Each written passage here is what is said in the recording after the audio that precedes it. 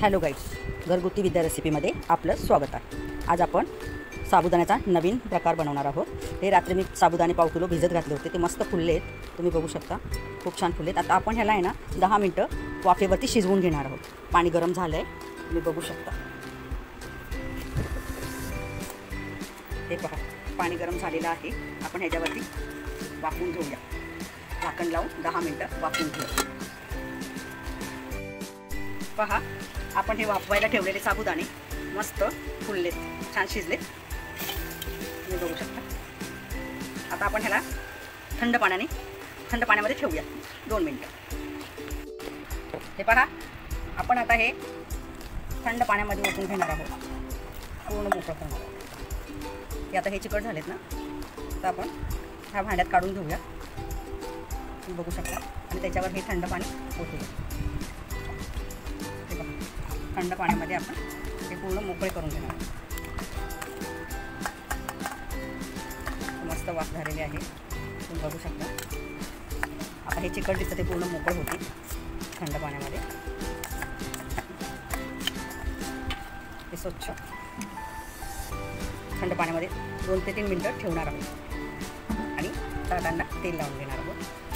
आणि 15 ते 20 मिनटं म्हणजे थोडंसं उन्हाळून, आता 1 तास आहे ना लागणार। हे पहा, तर ताटांना असं तेल लावून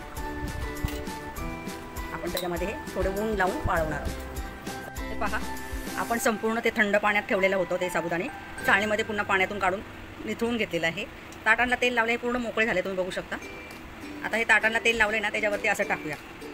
हे पहा, हे ताटांना तेल लावलेलं आहे, ते चिकटू नये म्हणून आपण असं सुटसुटीत टाकणार आहोत आणि थोडंसं उन्हामध्ये ठेवणार आहोत। हे पहा, असं टाकून घेऊया ताटामध्ये। मस्त माझ्या घरामध्ये ऊन आलेलं आहे, पण आता घरातच हे थोडा वेळ वाळवून घेणार आहोत। हे पहा, आपण आहे ना हा साबुदाण्याचा चिवडा बनवणार आहोत। उपवासासाठी लागतो ना, नसल्या वेळेस बनवता नाही आलं फराळ वगैरे काय, तर हे पटकन आपण चिवडा खाऊ शकतो भूक लागली। आपले हे साबुदाणे मस्त सुकलेले आहेत, आपण ह्याचा चिवडा बनवणार आहोत। तेल तापलेलं आहे, बघू शकता। आपण त्याच्यामध्ये हे टाकणार आहोत तळायला।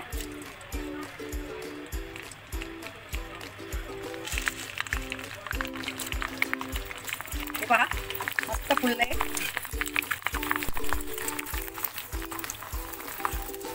तुम्ही बघू शकता किती छान फुलले ते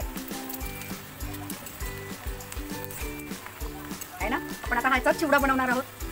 अगोदरची रेसिपी दाखवली होती, हे साबुदाणे मस्त भिजत ठेवले होते। साबुदाणे भिजून झाल्यानंतर ना ते पुन्हा पाण्यात उकळवले, पाण्यात उकळवून झाल्यानंतर ना पुन्हा थंड पाण्याने ते धुतले आणि पुन्हा ते उन्हात वाळवले। त्याच्यानंतर ही प्रोसेस मस्त छान फुलायला लागले। हा चिवडा खूप छान लागणार आहे आपल्याला। आपण आता सध्याला थोडाच बनवत आहोत, बाकी सगळे हे असेच ठेवणार आहोत। तुम्हाला दाखवते मी, मुलांना खाण्यासाठी आता ताबडतोब आपण बनवून देऊ शकतो। खूप मस्त फुललेलं आहे, थोडं जरी टाकलं तरी असं चाटभर होते बघा। काढून घेऊया। आता ह्यातच आपण शेंगदाणे तळून घेऊ, काजू बदाम तळून घेऊ, सुके खोबरं घेऊया तळून, नंतर वरून आपण फक्त मीठच टाकणार आहोत। हे पहा, आपण शेंगदाणे टाकलेले आहेत तळण्यासाठी, मस्त खरपूस तळून घेऊया, छान तळूया ह्याचे शेंगदाणे। त्याच्यामध्ये थोडंसं सुकं खोबरं घेतलेलं आहे मी, चिवड्यामध्ये हे लागतंच। शेंगदाण्याचा आवाज येतोय, तडतड व्हायला लागलेले आहे, खोबरंही टाकलेलं आहे, म्हणजे दोन्ही संगतीने आपण काढत आहोत। काजू बदाम पण टाकून घेऊया आणि सगळं एकदमच तळून घेऊ। मस्त तळून झालेलं आहे, आपण काढून घेत आहोत, बघू शकता, छान लालसर रंग आलेला आहे। तेल व्यवस्थित निथळून घ्यायचं आहे। आता आपण ह्याच्यामध्ये कढीपत्ता आणि मिरची फ्राय करून टाकून मीठ टाकूया। आता आपण मिरच्या टाकलेल्या आहेत,